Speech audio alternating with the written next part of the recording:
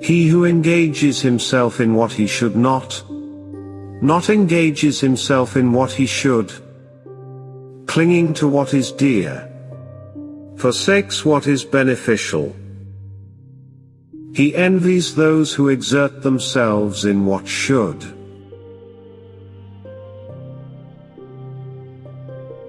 At all times, do not associate oneself with what is loved and not loved. Because to not encounter what is loved is suffering. To encounter what is not loved is also suffering. Therefore, hold nothing dear. For separation from what is dear is painful. There are no bonds for those who have nothing dear or undear.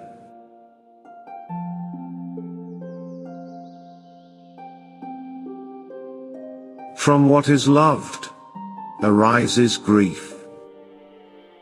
From what is loved arises fear. For one who is free from what is loved, there is no grief.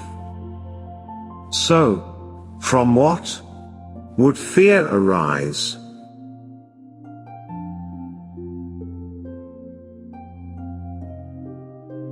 From love arises grief. From love arises fear. For one who is free from love, there is no grief. So, from what would fear arise?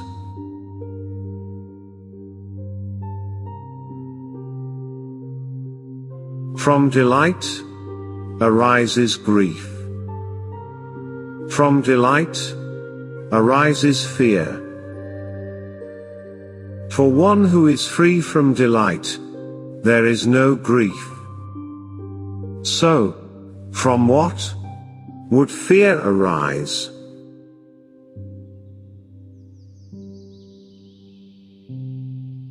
From lust arises grief. From lust arises fear. For one who is free from lust, there is no grief. So, from what would fear arise?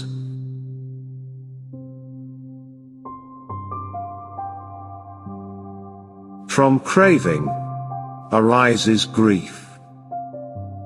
From craving arises fear. For one who is free from craving, there is no grief. So, from what would fear arise?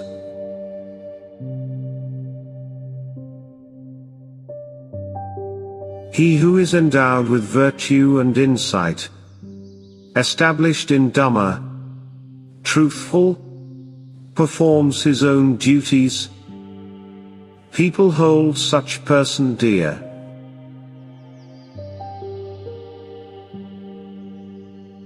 One who yearns for the ineffable, have experienced it by heart, and is not bound by sense pleasures, such a person is called one who is bound upstream.